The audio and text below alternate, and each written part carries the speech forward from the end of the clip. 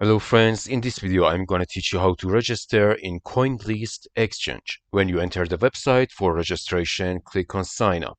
Then we enter the registration section. Enter your email and password, which I recommend you to use uppercase letters, lowercase letters, numbers and symbols, plus minimum 10 characters or more. After entering the password, click on create account. We're going to receive an email. In order to verify our email, go to your email, click on CoinList, then click on verify. Then we have to set up a two-factor authentication for our account.